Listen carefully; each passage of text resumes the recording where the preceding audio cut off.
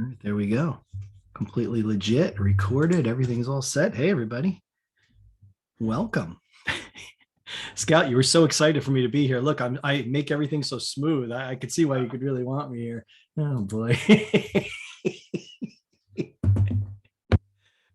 And the ultimate monkey in the wrench, man. Better you than me. Oh, isn't that true? Yeah, that's a good point. Oh, Janet, I see you now. I don't have to search for your question. Oh, that's even better. Oh, my whole afternoon just kind of pulled together. This is great. Everybody, welcome. If this is your first time here joining us, this is pretty much it. There's very little plan. It's just kind of low key. I don't think we have any kind of guest joining us for an actual presentation today. Scout, do we? Kathy, no. I think I have invited somebody from another organization that we talked about February. Kathy, was that you? Yeah, it was me. Right. Well, Kathy, congratulations. You're now the speaker for the day. How exciting. No pressure. I had simply agreed to talk a little bit about the project we have going. Well, please, Kathy, talk away. And then we'll get to Janet. Janet, don't let me forget. Janet emailed me a question for the group yesterday, but now she's here, so she can bring her own question to the group, which is exciting. So Kathy, we'll start with you. Okay. I want to also introduce Barnabas, who's on here as my colleague and partner in crime. Hello, Barnabas. Hello. And Barnabas is an entrepreneur, and he can say a little bit more about himself and what he does. But this is a project that is associated with the Illinois Assistive Technology program, grant that I wrote for them and got funded on establishing a maker network within Illinois as an alternative means of AT acquisition as it relates to AT programs for those of you involved with the AT programs. And so that's what we're doing, establishing a maker network within Illinois. And right now, pretty much focused on 3D printing. And once we have that up and going and looking, we'll expand and bring on makers with other skills. So that's kind of the gist of the project is establishing a statewide network, letting people request AT items, as I said, primarily 3D printed, and go from there. And I don't know, I'd be happy to answer any questions, but I don't want to bore you with the kind of nuts and bolts of the project of people requesting and who's printing and all of that, unless you want that information. I do have a question, Kathy. Are you guys paying for the materials, or are you having people who request pay a small fee for the materials? We're having so two things. Depending on what the request is and who the printer is, then that is between them. And our maker network, sort of in a nutshell, and who we're targeting as that maker network is, we're partnered with the University of Illinois Urbana-Champaign. Actually started a maker lab out of their business school, which is a bit unique. A lot of universities have maker labs, but most of them with engineering or some other entity, and really not the business school. But they did in fact start one in the business school, and then they spun it off into a nonprofit and run by students and still associated with the university. And it's the Maker Lab in Urbana-Champaign. So they already had a business model in place and or wanting to print things. So they will be one of our primaries. We're also working with the University of Illinois Chicago, the Assistive Technology unit there, more as it relates to some of the design things and training aspects. We have then recruited some STEM programs. We have a school transition program of students with disabilities who funded a small grant to be able to print things and who are busy printing the mask strap holders right now, and also doing things within their school. But it's pretty unique in what they're doing as a transition activity of teaching students multiple different skills of all aspects, bringing in an order, processing an order, collecting money, shipping, printing, what have you. And then also the library network. And Illinois has a library that has a phenomenal makerspace. And they are the primary library we're working with right now. We're kind of in the chicken and egg thing where we don't want too many requests coming in when we're not totally set up to respond to everything. And at the same time, we want the requests coming in so the makers feel engaged. So we have that. And then we also have STEM programs. So depending on where it goes, most all of those folks within the network charge a very nominal fee to cover the cost of printing. Hey, Kathy, Yeah. have you looked into partnering with Makers Making Change? Yeah, actually, we did early on when I was working on writing the grant. We thought that Makers Making Change would be a primary partner. The funding we received was delayed by we didn't get funded in the first round. So the funding was delayed by over a year and a half.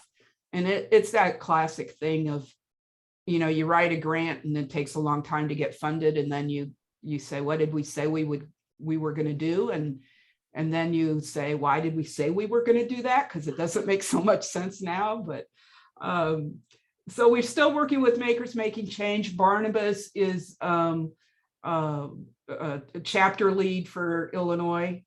But it just, a lot of things changed. They went through a lot of changes and I think are still going through a lot of changes.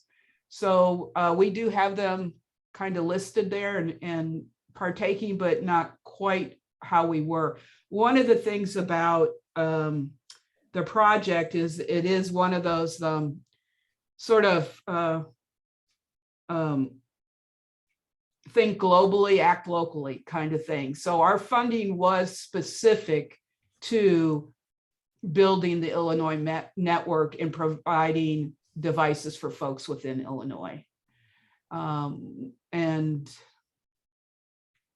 we're doing something similar, but we're facilitating that where our Makers Making Change, somebody puts it out there and then they wait for a volunteer to say they'll do something.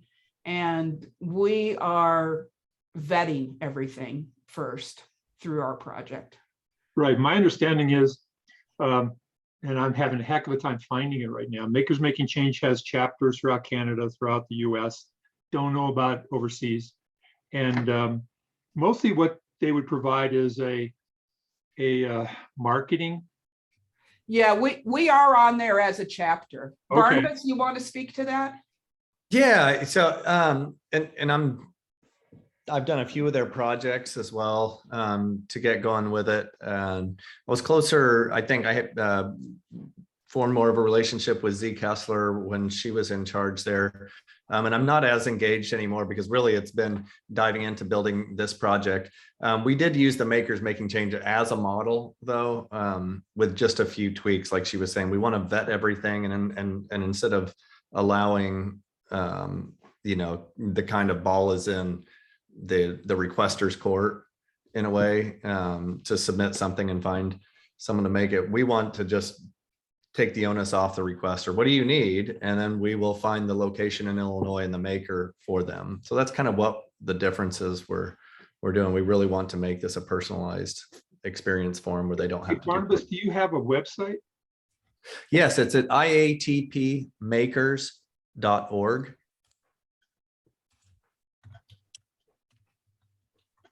Okay.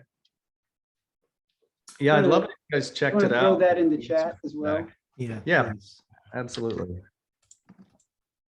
Yeah, I think that's an interesting middle step there, Kathy and Barnabas. That idea of providing a bridge from the requester to the maker, because some of the interactions I see on there when I go through the forums are a lot of questions being asked that I'm not sure that either person knows what they expect the answer to be, if that makes any sense. It's just a lot of like, well, what do you do? Well, what do you want? Well, what do you do? Well, what can you do? And it's a lot of this, it feels like back and forth. And so I do like the idea of providing some guidance to the intermediate step there, of helping them figure out what it is that they're actually looking for and how someone might be able to help them.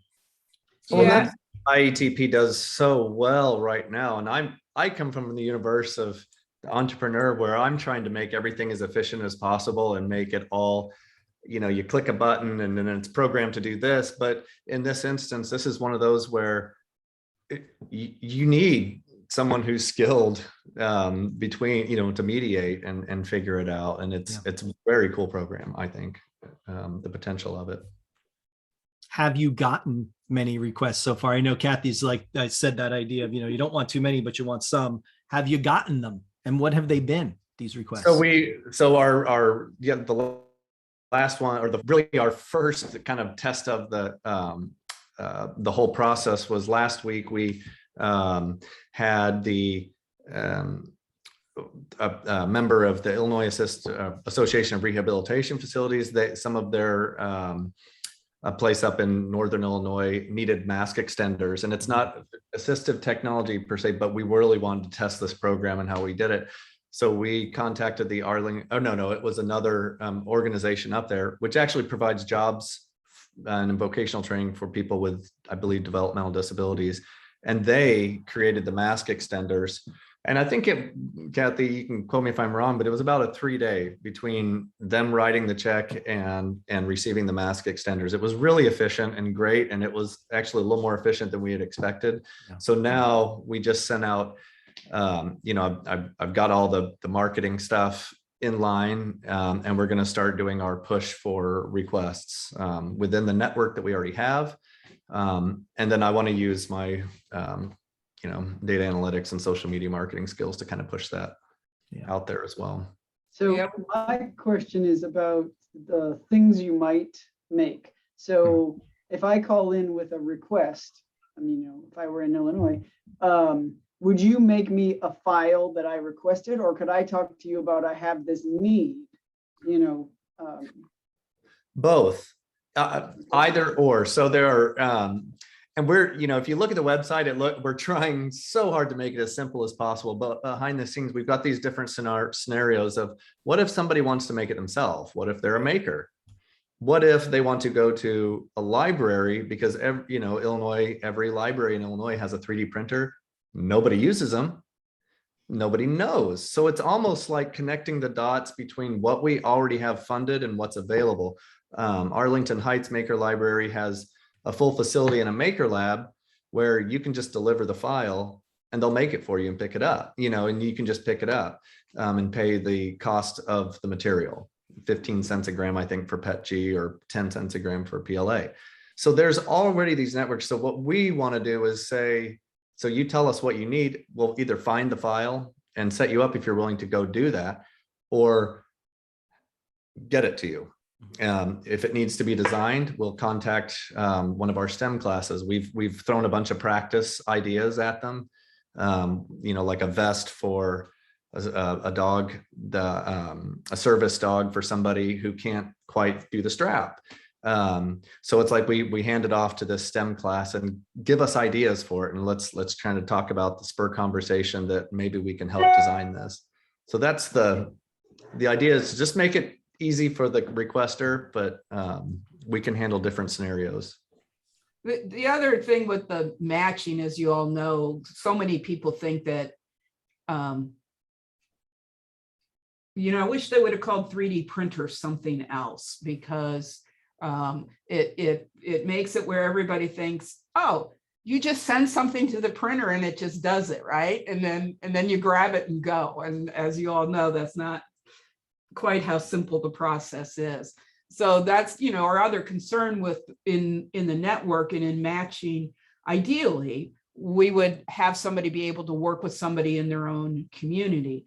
But that's not necessarily going to be the case. And we have to match folks up not only with the skill level of the particular partner that's in the network, but also what their capacity is.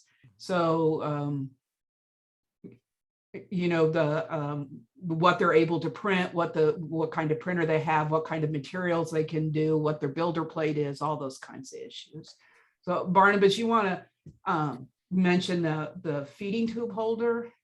Yeah, so I've got the feeding tube holder on there and that was kind of an in-house project we had. A young woman who used the feeding tube holder throughout the day, and she has to hold it up in the air for up to an hour at a time, several times a day. So to free her hands so that she could do other stuff, we designed a feeding tube holder that would compact down, stick in her book bag, and be solid. And then, I did tons of iterations because I wanted this to be a kind of a flagship idea to make this right. And the idea was I designed the base of it with like a GoPro attachment so that base can be used for other things if we decide to make it like that, or the tripod can be used for other things by detaching the head and putting a phone holder or something else, right?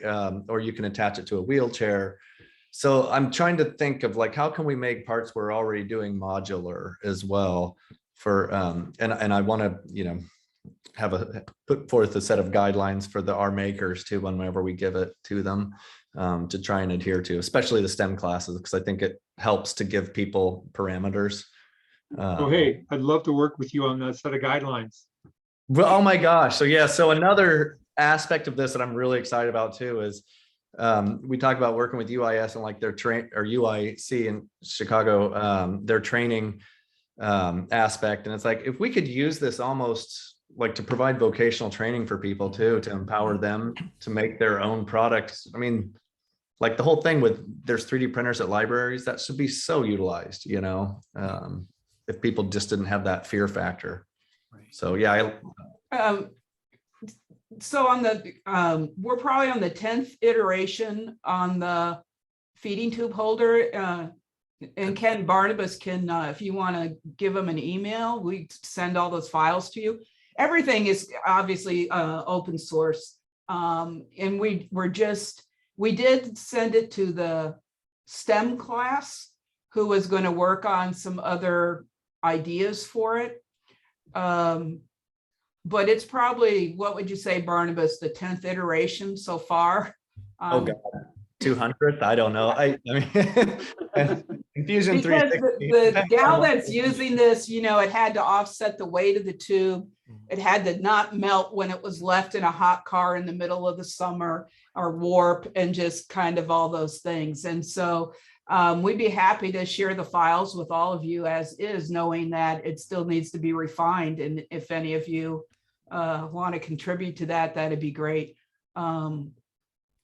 But we haven't really pushed it yet because we still wanted to refine it. But I do believe it's an item that can have a really high demand, because there are so many people that use a G-tube, and the options for placing that tube that are currently available to them are very limited.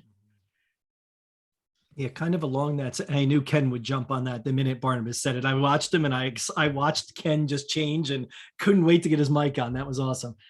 The other thing I'm wondering, Barnabas and Kathy, as you guys go to recruit STEM teams, do you have some kind of like training you provide to them that kind of gives them the why the why we want them to be a maker with purpose, that kind of training, to get a little, to kind of dial them into what assistive technology is and how powerful it is. And I mean, even just the feeding tube holder, just kind of giving them the sense of the rationale of why this is so important for someone.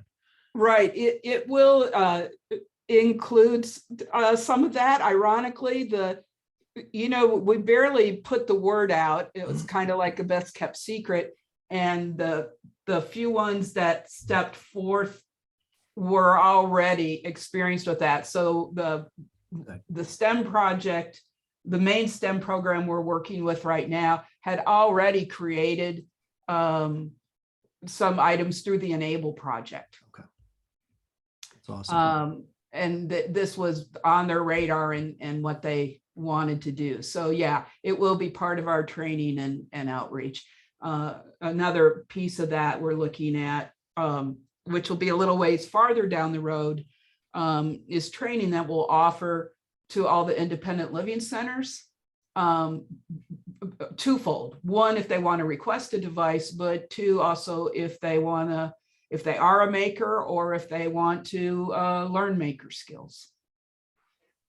Yeah. I also think awesome. another one of our targets is honestly beyond the STEM classes, but also like in downstate Illinois, where it's a lot more rural and poor, and the opportunities like STEM classes may not be as prevalent. You've got shop classes as well. Like those things are still makers. Those people are wonderful makers. So there's a way to integrate those too. I mean, open to any of these ideas. And honestly, when you were saying, or do we have a set of guidelines for it? Once the outreach starts, you realize how much work there is to do. And that's one of them, because my interaction with one of the STEM teachers that we're working with, he is an engineer. He's got questions, and I can't answer them quickly enough because I'm trying to do a lot of different things. So I do realize some of the shortcomings that we're going to have to make up for, and that I would love assistance with if there's someone. I think it's a great problem to have, Barnabas, right? That idea of somebody asking a lot of questions. I think it's a great problem because it's that engineer inquisitive mind of wondering why I'm doing this, right? It's boiling down to the why, which I think is powerful. Sorry, Bill, I stepped all over you. Yeah, sorry. Hi, Bill Janes, Illinois expat, now at University of Missouri. Not to recommend throwing one more cook into the kitchen, but you may want to consider, especially if you're looking for strong STEM partners downstate and people who have experience with some of that education part of it for that group, the Illinois Math and Science Academy. So based in Aurora, but they have a really strong network of schools, or at least they did 20 years ago. I couldn't say what their network looks like now, they're on our list. Downstate. Okay, good. Yeah, thanks for that. And we're willing, I'm actually in Montana. I've lived in Montana for years. This is a little post-retirement project that I'm working on, just because it's fun. And that's sort of my criteria, was wanting to help Illinois out, and we went after this funding, and we're lucky enough to have Barnabas there in our community, and so brought him on as the contractor for the project. But I'm willing to answer any questions or share anything, and once we're a little bit more established, we'll put more things out there. And the same thing with, I know there's been, there's always those discussions about the pros and cons of where do you put files, and then that people can actually access them and use them. And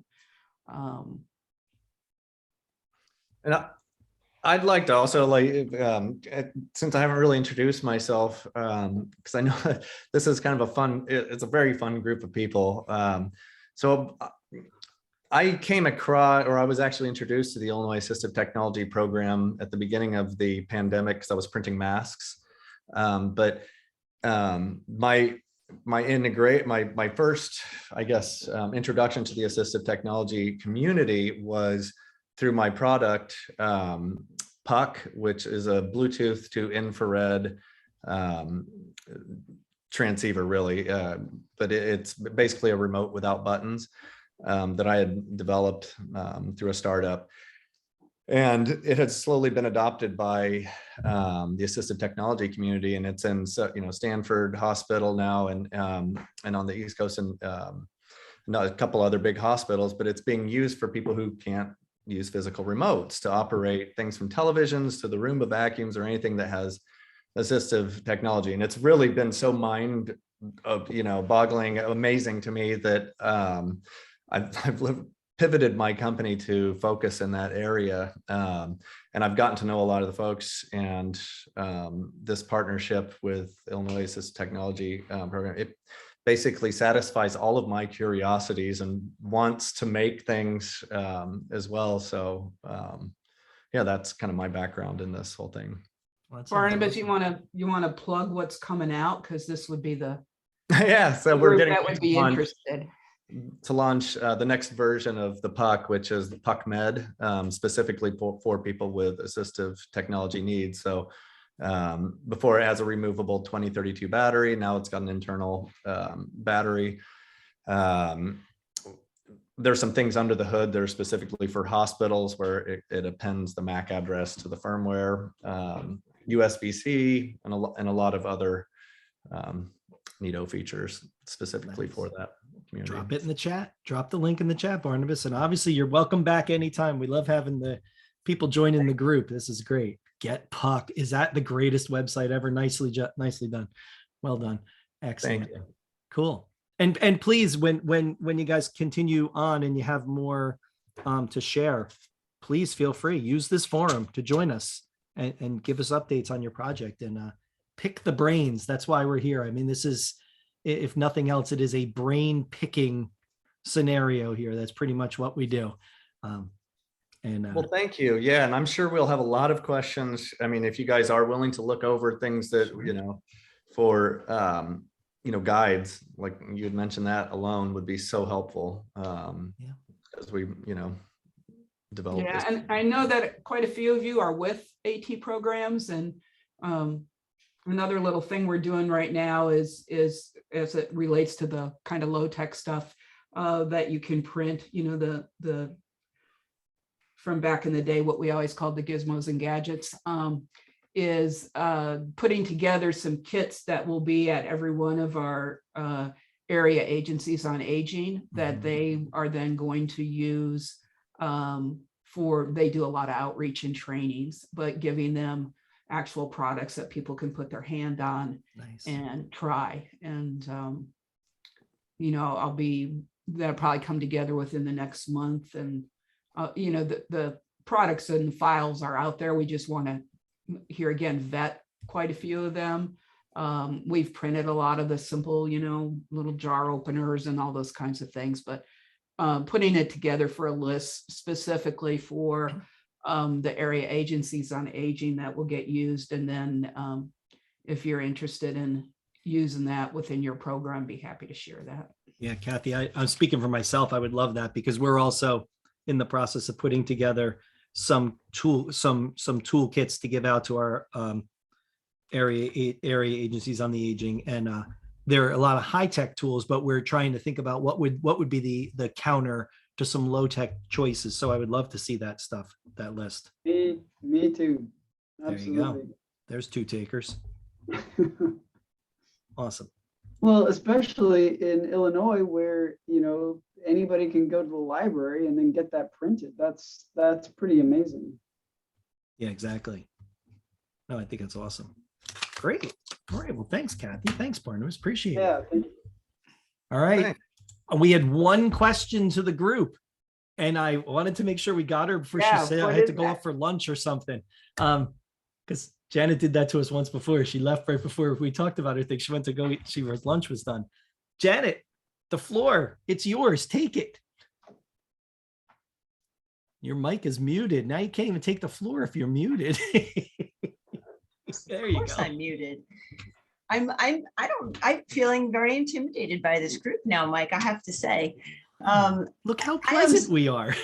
Of course. I'm starting way at the bottom, and I'm just here to get ideas and thoughts. And so for just a quick introduction, I have come to work for a very small school in New Jersey here for students with significant disabilities. And we have a lot of students here who are have CBI, and the therapist had said to me, you know what, one of the things we'd really like to do to better include our students in the lessons is to have manipulatives that directly relate to the lessons that are being taught.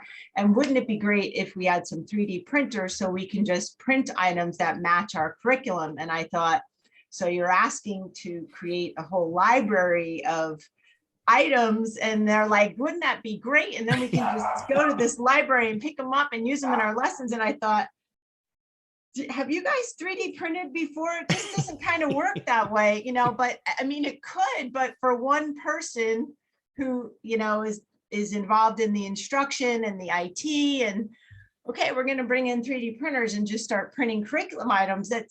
It's a wonderful idea. And I am all in. Like, I was working with Girls Who Code in my last, you know, job. And I love going in and working with 3D printers, but, you know, so we're starting at the ground floor here, and I'm trying to figure out how one person is going to bring some other folks in to help run this program, and maybe getting students involved, and getting also the right printers, because we want to make sure that, you know, I have to find a place to put them where a wheelchair is not going to bump them. You know, that's my first priority here is a location where they're going to be safe and the kids are going to be safe. And so I'm just here to find whatever rabbit holes you all want to pass on to me with recommendations of how to get this started. I did think about partnering, if you know, agencies, people in New Jersey to partner with. So yeah. I'm here with my notes and furiously taking notes. All right, Scout's ready. Here he comes. Yeah, so like 5 items, like where would you start? What would you want to print? Yeah, that is going to be my question to the teachers, because the heads of therapy came to me with this idea. And I thought, you know, the first thing I thought of was, remember when they had those little cards with the manipulatives attached to them that the speech therapist would use? And like, there was a mini chair and a mini fork. And like, I was like, okay, is that what you're looking for? And they thought, well, we need to teach weather. So how do we teach a child who has no vision what a sun is? And I thought, how do you 3D print that? So this is an ongoing discussion. You see where I'm at. And I need some ideas, folks. So I thought I'd come to the experts. It's an interesting question, because I think that your comment on not even having a sense yet from the staff of the depth of what it is they even imagine this could be. Yes. I mean, it's pretty easy to be like you said, without knowing anything, let's just 3D print stuff, right? This kind of throwaway line of, well, we're just going to do that. But if you're printing things that are manipulatives and you could buy at the dollar store in the toy aisle, I mean, Yes. you know, I think those are some of the questions I would ask right away, is those things like, what do we expect? Give me some examples. I think the weather one is interesting, but then it goes deeper of, all right, what do you use to represent that? Right. Like, what are they envisioning? There's a lot of very abstract concepts that are being taught that we can't print. Janet, How are they? if I could jump in there, just if you put your email address in the chat, I'll let you know what I and a set of TVIs and SLPs are working on. And it's a next generation of tactile symbols. Awesome. So I'd Could be you happy to share that with us, Ken? Yeah, sure. I'll put the link in the chat, Yeah, but that'd I'll be also great. send an email to Janet. Yeah, Because I Ken, think isn't this is that isn't that interesting, Ken? It's that idea. It's you're talking tactile symbols. I don't know that Janet's group is even talking that yet. I mean, But they're it's- talking about mini representations Right. of items. Right, and that only goes so far. Like you Right. said, as soon as you get to non-tangible concepts, Right. well, you're lost. Exactly. And so I think that they're maybe just seeing the symbols that you're talking about, Ken, might help Janet's staff kind of wrap their brain around a path.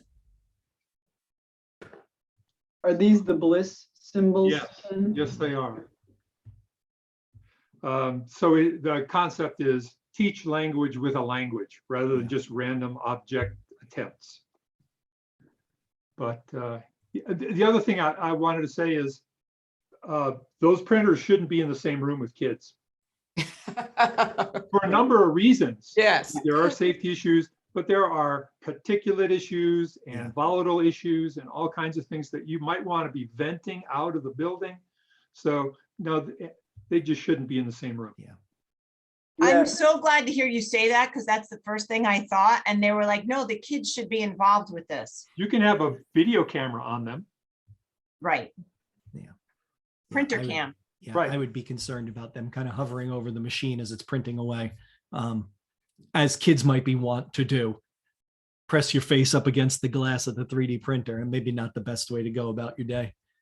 Yeah. And some of the most cost-effective 3D printers don't have glass around them. Exactly, right. Yeah. Right. Yeah. And depending on what you want to print, you know, your STEM programs might be those, instead of buying 3D printers, they might be the smartest partners. Yeah. And I agree, Scout. I wonder, Janet, if there's a way to connect with other schools that are around you, and instead of you spending money purchasing printers, maybe you purchase supplies for their printers so that they can print things for you. Mhm.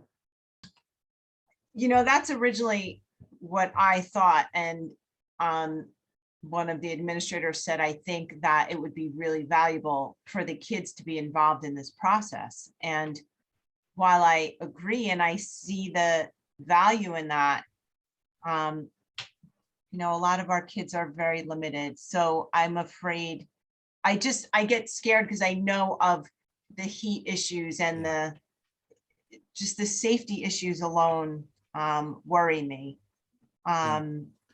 And then just the sheer volume of things you might be able to print. I mean, Yes. it using your students and your staff to do this, you might be able to produce a far lower just general quantity of things than you would if you went out and partnered with some other community group.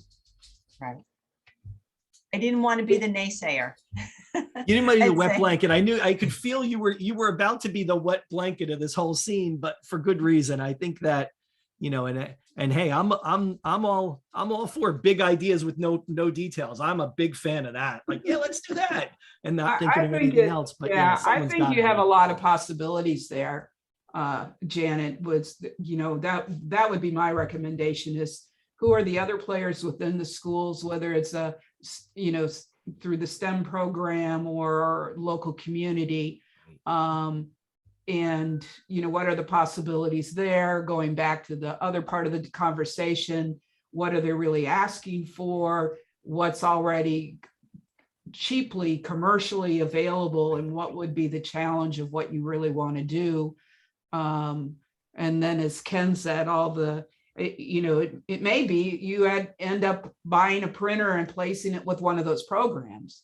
Yeah. And it may be that you have a low-cost printer that you keep in-house, that you can do some things that involve the students. So, and I'd be happy to talk through some ideas with you if that would be of any help. Kathy, I'd really appreciate that if Yeah, I you would think give me that your makes- email in the chat. Yeah, that makes a lot of sense. Yeah, we did that at our ATAC, is we gave our partners 3D printers so that they could be responsive to people in the community that said, oh, I wish I could have this. And then they would print it for them, so that we had that kind of a little bit of capacity out in the community. Not a really heavy duty printer, but one of those kind of mid-range. I think it was a mono price. It was maybe a couple $100. And it did pretty well for a while. And then it didn't. And then it, you know, and then it stopped being good. And that was the end of that. I'm Like, gonna what do jump in. people, Oh, sorry, Jennifer, go ahead. Can I jump in real quick? Yeah. So just thinking about my own children, I have my oldest is at our intermediate school, so 5th, 6th grade, and they have a 3D printer in their library. And the expectation isn't that they're using that 3D printer, and these are, our regular ed 5th and 6th graders. The expectation isn't that they're using the 3D printer, loading the filament, doing all of that sort of stuff, but they're starting to learn some of that design process. And so when we look and we use our regular ed population as a guide for what's appropriate, and I think about your students, and my background is a speech language pathologist, I'm thinking about all the language opportunities that you have. Maybe they're not even if they're blind, they may not be designing, but they can be telling you what they want to be 3D printed. And again, using some of that language and tools that you get in place to say, I want to print this. Like my daughter wanted to print a cat. And so every student in the school gets to print one design each year, but they're designing it. And so I would look to, what does that participation look like in that activity? Not, do they need to be right next to the printer? Do they need to be understanding the nuts and bolts of how that printer works? So, if your director or whoever wants that participation, I would think more of that participation piece of things. I've heard of classes who, some of our intellectually disabled classes where they're 3D printing things and they're selling them. And then they're working on their math skills. And, so what does that activity look like? That whole engagement piece of that activity look like? It doesn't have to just be with the actual printing process. Though I have to say, watching a 3D printer print is way better than watching paint dry. I agree. And my kids would agree too. I have one in my home, and my 3 children absolutely love it. And we have a camera on ours, but it's also on our dining room table. So they also get to walk right in there and see their Harry Potter wands being printed. So There is something strangely rewarding about listening. The nice at my sound daughter's school, they have it sort of in a window. So as you're walking past in the hallway, you can even watch everybody's things being printed. So, I think there's lots of creative, ways to do that.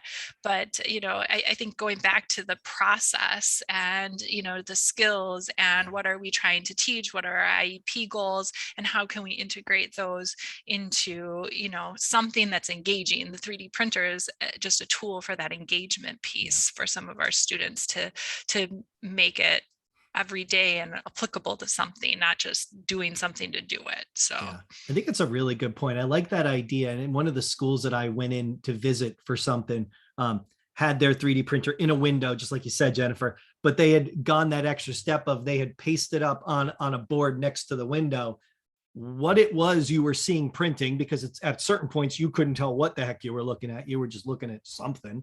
But what it was printing, and more importantly, what I really enjoyed was the why they were printing it. And it started to make those connections. And, I had worked with this STEM teacher to talk about this idea of making with purpose, or solving problems with the things you're printing, and doing real world solutions for people. And that person took that, and that's what it ended up being, is this kind of bulletin board experience of, this is what we're going to print. This is what it's going to look like when it's done. Here's why, and here's how it's going to help somebody out in the community. And so you give all those ties to people to sense what's happening there. I think it's great. Well, Janet, there you go. Tons. Does anybody have suggestions of a printer Janet should look at? I don't know what her budget is, but what's your budget? So I have a because so much of my stuff is 3D printed, I have some very quick pages on what is 3D printing, why do you care, and if I had to make a recommendation, so there are a couple there, none of them should sit where students are. So, but they're very cost effective in the sense that they really work well. So I can send you that link as well, or post that here. It's my personal opinions. I actually have these printers, so. It's all right. It's personal I opinions. would are good. appreciate that, Ken. I don't want to be spending my day fighting with filament getting jammed, Yeah. And using the right one, knowing that a lot of these items are going to be in people's mouths. I want to make sure that we're making the best choices. Well, if the things are going to be in people's mouths, you need to be thinking about the materials too. Right, that's what I mean. Mhm. Thank you. Not that I'm endorsing them, but I had free choice of what to pick, and my previous job, we had MakerBots, which were really nice and easy, not cheap. But I chose not to go with MakerBot for various reasons and picked a DigiLab D45 from Dremel. It is completely encased. You can see right through it, but you cannot get your hand in it unless you open the gate. Has never jammed. You can use any brand of PLA in it, you know, you have to fiddle a little bit, but you do. But what I will tell you, their customer service is outstanding. And they stayed with me until I had a boo-boo, because the other printers, I wasn't printing by myself. I had somebody who knew what they were doing. You know, this one is mine. And, you know, I did a foible and I called them up, and they stayed with me for like 3 days until they knew the print was clean and perfect again. You know, so from a tech support standpoint and great customer service, the company that Mark at vends for them is 3PI, as in the number 3, a P and an I.com. And they were outstanding because we had some PO issues and stuff too. Not that I'm marketing them or anything, but I will definitely give both of those companies 5 stars at this point. Can you tell me the name of that again, Lori? The company is 3, the number. Right, PI. 3PI.com. But what was the printer that you have? The printer is by Dremel. Okay, as in the tools, Dremel. Wow. It's a DigiLab D45, and I got the educator's packet. I even got a license for 16 hours of class, which I haven't done yet, which is why I had the foible. You know. Lori, is that still where you can only buy Dremel filament? No, I Okay. can put anything I want in that. And the plates, the build plates, I have glass build plates with this one. You do have to use a glue stick. They recommend theirs, but a box of glue sticks was $4. Their plates, their glass plates are $24.99. Yeah. Dremel's Janet, plates are I'm going to $300. plug Ken here. I would go visit Ken's website. Oh, no, He no, no, I has some agree. Great information there. Yeah. And then, you know, I kind of envision this like a checklist or flow chart of when obviously budget is a concern, right? What is your budget? But then there's all these other things about what type of materials are you going to have to print? What kind of, you know, filament are you going to be purchasing? What are the what's the size of your build plate? And there's just all this other criteria to target about what will best meet your needs. And once you can narrow that down a little bit, it's easier then to take the best choice in that category. Yeah. Thank you all. Much appreciated. Yeah, good stuff. All right, everyone, we have passed our time, our 45-minute limit. I love that we set a 45-minute limit, because then we never run short, and we're always like, look, we went over. Jim has something to say in the bottom Please, corner. Jim, where are you? I'm Hey, Jim. I'm in Muskegon, Michigan, and I found that I shopped and used several different brands of filament, and finally settled on one. And I don't buy anything but that. My settings don't change. Mistakes still happen. I'm using one Prusa to print I'm an AT consultant as well. So sticking with a filament that you like, and you are going to have to get dirty with your printer. You're going to have to tune it, whether you like it or not. And that's okay. I mean, it actually is quite simple to correct a lot of problems. There are a lot of great resources out there to help you along the process. So that's my 2 cents for the day. And I'm sorry I was late. I really wished I had been here for the whole time. That's okay. We're glad you're here, Jim. And we recorded it, so you could always go back and watch the first couple minutes before you got here. There you go. I'm just trying to work for you here. Just trying to do as much as I can. Awesome. Thank you, Jim. Everybody, thank you. Kathy, thank you. Barnabas, thank you for sharing about the program. Janet, good luck. Janet, let's touch base. I feel like I should support you and my New Jersey brethren here. I am happy to help. So we'll work through that together. Anybody else? Final thoughts before we head out until next month? I have no idea. Go ahead, Bill. Oh, I thought you wanted to add something. You were just simply Just waving Oh, that goodbye. was nice. Just signing off. All right, everyone. I don't know what our date is for next month, but we'll figure it out. Does anyone know off the top of your head? Now I have to find it because now that I threw it out there, I bet it is Naomi knows. March 16. Oh, March 16. All right, everybody. Well, we'll see you then. Have yourselves a good rest of the month, and we'll talk to you soon. yeah, thanks everybody for joining. Thanks, everybody. Bye-bye.